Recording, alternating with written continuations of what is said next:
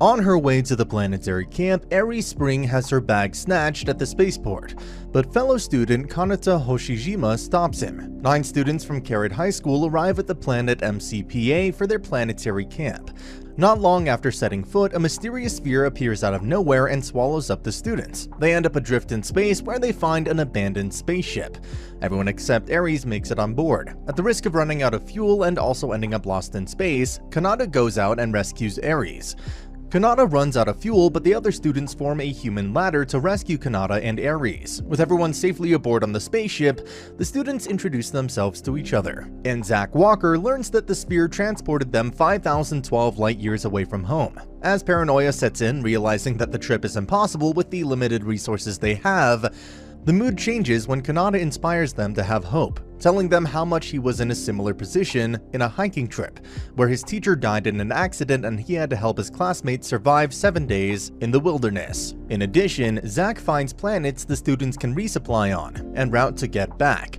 The students unanimously nominate Kanata as the captain, and name the spaceship Astra after seeing the phrase "Per aspera de Astra" on a plaque inside the spaceship. The students arrive at the first resupplying stop, the wilderness planet Villivores. The students encounter strange forms of wildlife that include parachute plants and trampoline trees. As the students go around obtaining resources for the next leg of the trip, they encounter the mysterious sphere again, but this time manage to elude it. Kanata begins eating impulsively, while Quateri becomes upset at the situation, remembering that she came from a wealthy family that did not love her. Quateri also turns against her little sister, Phoenicia, due to her being adopted into the family, much to the latter's sorrow. As night falls, Phoenicia becomes trapped when a trampoline tree suddenly rises and a winged beast snatches her away. Despite the dangers, Kanata jumps into the tree and grabs a javelin Lucia left on one of the trees to save Phoenicia. Quateri and Phoenicia reconcile their differences, and Kanata reveals that he was trained to be a world-class athlete by his father. With the students ready to leave Villivores, Zach confides to Kanata that he found out that Astra's communication systems were sabotaged, with the culprit likely being somebody in the group. As the Astra travels to the next resupplying stop, Shamur, Kanata secretly tries to figure out who the saboteur is, but doesn't know enough about everybody to make a determination. When Phoenicia recounts how a mysterious man in sunglasses arranged for her adoption into Quateri's family, Kanata theorizes that somebody wants them all killed, and warns everybody about the possible saboteur hiding among them. Ulgar reveals that he is the son of their school's vice principal, which puts the most suspicion on him.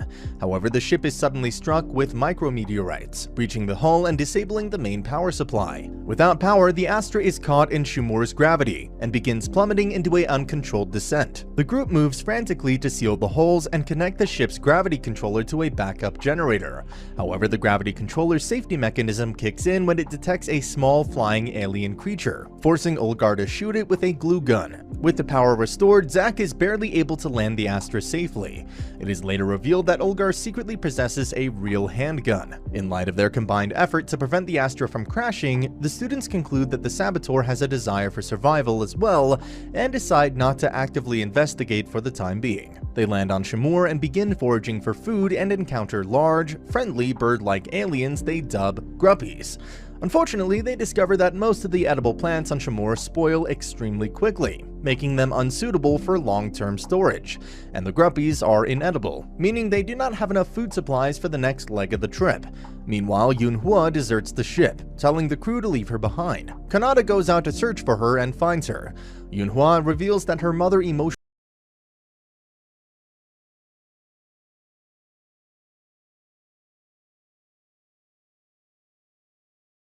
infecting all of the students except Kanata and Yunhua, who were wearing their spacesuits. Charcy tells them that there should be an antidote mushroom to counter the poison, and Kanata and Yunhua remember feeding a sick Gruppy a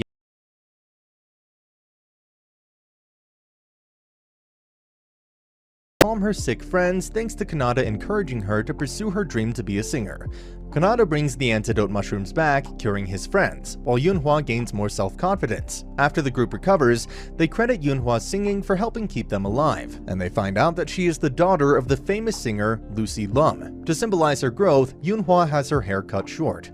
They then manage to find a stable food source and leave Shamur. Meanwhile, back at home, the authorities have all but given up on finding the missing students after an exhaustive search on Mikpa. The parents of the missing students meet and consider whether they should declare their children legally dead. Only Ares' mom is genuinely concerned, while the other parents are quick to accept the decision to stop the search.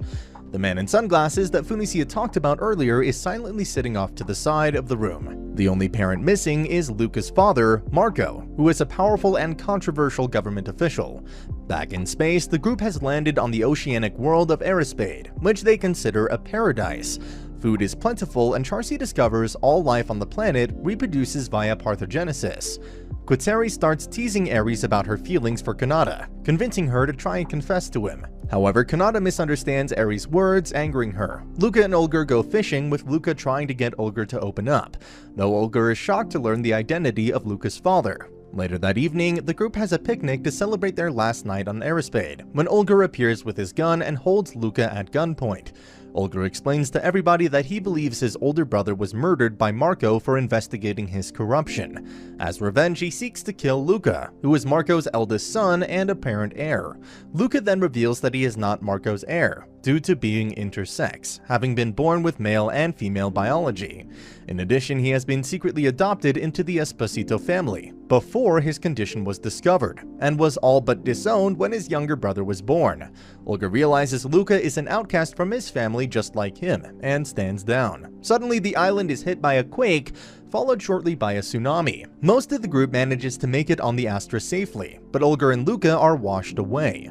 Olger attempts to sacrifice himself to ensure Luca's safety, but they both end up being rescued by Kanata. After they leave Arispade, Olger apologizes to Luca and vows to return home alive to investigate his brother's death. Zack then brings up the possibility that Olger's brother may have uncovered a much deeper conspiracy than government corruption, which may be why they've all been targeted. Olger decides he will become a journalist like his brother, and Kanata allows Olger to keep possession of the gun since he's the only person who knows how to use it. Later on, Ares gets into a conversation with Charcy, and she notices an inconsistency in his story, when she doesn't remember seeing him in the biology class he claimed to attend. The group confronts Charcy, suspecting he is hiding something from them. Charcy reveals that, like Ares, he's also a transfer student who arrived after Ares. He admits that he did not reveal this earlier since he didn't want to talk about his past, since he is from the Vixia Royal Quarter, the only nation on their home planet that is still ruled by nobility. In the past, he had befriended a commoner girl named Saria, and smuggled her into the area reserved only for nobles. When she was caught by a guard, Saria resisted and was pushed off a building, falling into a coma due to her injuries. Sometime later, Saria's family left Vixia, taking her with them. Charcy left as well, swearing to learn biology so he could hopefully find and heal Saria someday. The rest of the group are touched by Charcy's tragic story, and Charcy remarks that Ares reminds him a lot of Saria. Afterwards, the group reaches the next planet, Icarus. However, Icarus's rotation is perfectly in sync with its orbit around the sun, meaning that one side is permanently scorching hot while the other side is permanently freezing cold, meaning that the only safe place to forage is the region directly between both extremes. Unfortunately, as they attempt to find a landing spot, the Astra is attacked by a massive carnivorous plant, resulting in the Astra suffering significant damage that makes reaching space impossible. Zack points out that they don't have the parts or resources to repair the damage, so they'll have to accept living on Icarus as their new home. Later, Charcy leads a foraging party and discovers a second ship similar to the Astra.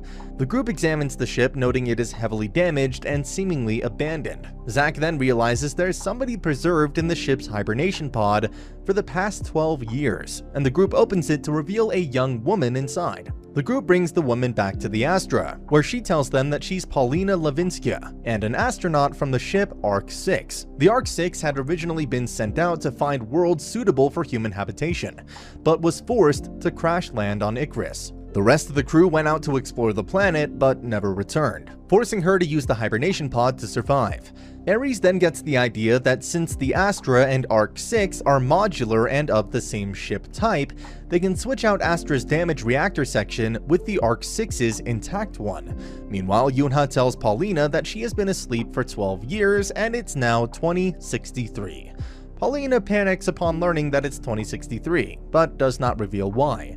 The ship repairs are a success and the group returns to foraging for food. Zack and Katari have a quiet moment together. Zack reveals he doesn't want to be like his father, who has become cold and uncaring due to his memory transplant research, and he plans on becoming the pilot for Kanata's future spaceship. Katari finally admits her desire to marry Zack, and he reminds her that they already promised to marry when they were children. Before the group leaves Icarus, they head out to investigate the fate of Paulina's crew and discover they were eaten by carnivorous plants hidden underground.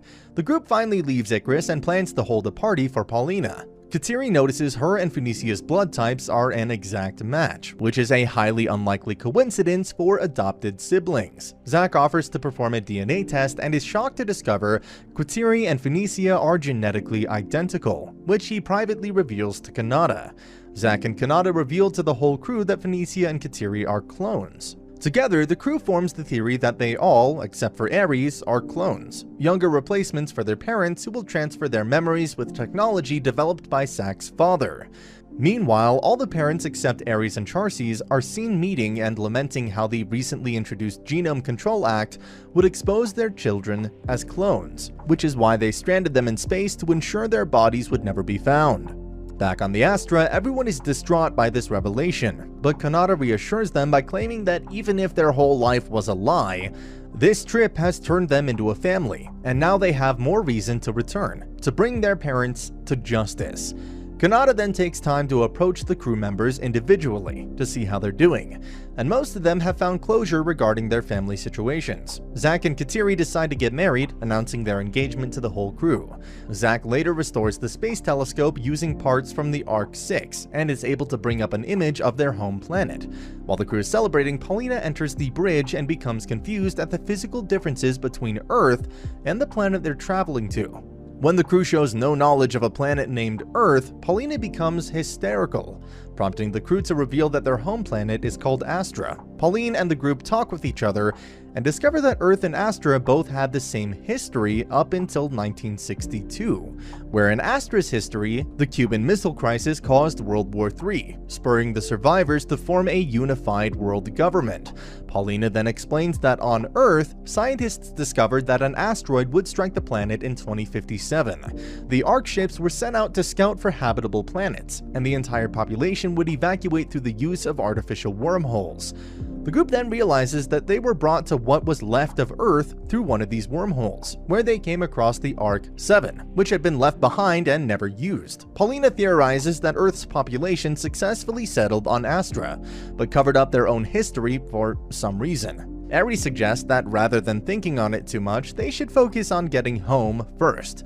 They arrive at the last planet, Golem. While foraging, Kanata encounters another wormhole and is narrowly able to escape. Realizing that the traitor will most likely get rid of them on Golem and take the last leg of the trip home themselves, Kanata decides to confront the traitor, who he has already figured out. He privately approaches Zack and Charcy to stage an ambush on Ulger, but it is in fact a ploy to trick Charcy into exposing himself as the traitor. Kanata explains that the traitor would have to be the last person to be sucked into the wormhole, to ensure the entire group is eliminated. Charcy admits his role and reveals that he knew he was a clone from the start, and that his original name is Noah Vix, the current king of Vixia. Charcy reveals that he was originally supposed to be Noah's spare body and was raised since birth to believe that was his only purpose in life. When the Genome Control Act was passed, he was assigned the mission to eliminate the other clones. Kanata remains skeptical, pointing out how Charcy always deactivated the wormhole before it could suck anybody in. Charcy explains that he stopped his attempts because he did not want to harm Ares, who he reveals to be Syrah's clone, and that Syrah was Noah's daughter, the princess of Vixia. He reveals his true past, where Syrah helped raise him but was opposed to the cloning project, and Ares was born without her knowledge. Unwilling to subject Ares to a doomed fate, Syrah secretly had Ares' surrogate mother smuggle her out of Vixia to live a normal life. Syrah, however, is later pushed off a cliff and killed by an assassin. With Syrah's death, Charcy felt his mission was his only purpose in life. Kanata remains unconvinced and points out how much Charcy enjoyed interacting with everybody, and that their friendship is genuine. The other students also try to convince Charcy that he doesn't have to be beholden to Noah's wishes. Overcome with guilt, Charcy attempts to commit suicide by using a backup wormhole controller and creating a wormhole between himself and everybody else. Kanata charges straight at the wormhole, but uses his anti-gravity shoes to jump over it and tackle Charcy. Kanata convinces Charcy to stop his suicide attempt, but not before the wormhole is so close that he loses his right arm above the elbow in the process. This shocks Charcy back to his senses, and Kanata reminds him of the promise he made earlier of how he would be Kanata's second-in-command on his future spaceship. One of the final scenes shows Kanata's arm floating above Earth. Kateri is unable to stop the bleeding, and Charcy helps Kanata back to the Astra. Despite Charcy's actions, Kanata and the rest of the group still accept Charcy as one of their own, convincing him to live for himself. After they forage enough food to leave Golem and Kanata has some time to rest with Ares taking care of him, Charcy tells everybody about the truth of Astra and Vixia. In the past, the nations of Earth developed wormhole technology to evacuate the population to Astra. However, when the plan was revealed to the public, war immediately broke out as different nations attempted to fight over land on Astra, and the wormholes were misused as weapons. A single world government was finally formed to bring about peace, but not after half the population of Earth, or Astra, was killed. As a result, the world government decided to destroy all of the wormholes to prevent them from ever being used again. They also decided to manipulate history so that later generations would be unaware of the wormhole technology that brought them to Astra. In reality, 100 years had passed since Earth was destroyed, making the true year 2163. The students decide to tell all of Astra the truth. However, their originals and the government remain obstacles to their return. Kanata has the Astra briefly stop above Mkpa, so they can get into the communication system so Astra can send a message containing their entire story and pictures of the planets they visited to her mother, Emma, who the group knows they can trust, with instructions to contact a police officer that worked with Olga's brother. As they return to Astra, they are greeted by a fleet of warships who welcome them home and inform them that their originals have been arrested for illegal cloning and attempted murder. The man, who is the younger brother of the king Vixia, is responsible for Sirius' assassination, and the transfer of Ares to Team B5 is also arrested. After their return, the group becomes celebrities overnight. Kanata and Charcy convince the government to reveal the truth about Earth, with Katana managing to defuse the resulting public uproar by writing a best-selling book recounting his experiences during his journey home. Charcy becomes the new king of Vixia, but immediately gives up all political power, opens Vixia's borders, and releases wormhole technology to the public. As a relic of the old Earth era, the Astra is put into a museum. All the kids except for Phoenicia finally graduated from high school. 7 years later, Olger has become a journalist. Paulina is a teacher at Carrot High School, and Phoenicia is now in high school. Ares, Kateri, and Luca attend Yunhua's concert, where Ares reveals Kanata finally proposed to her for marriage. Luca looks and dresses more like a woman. Kateri and Charcy have successful modeling careers. Meanwhile, Kanata has used his fortune to buy the Astra as well as a new prosthetic arm designed by Zack. Together with Zack and Charcy, they head off into space to explore new worlds to place wormholes on. When asked why he came, Charcy says he's keeping his promise. And that's the end of the video. As always, if you liked what you saw, subscribe to the channel. I'll be uploading a lot of videos just like this, so I'll see you at the next one.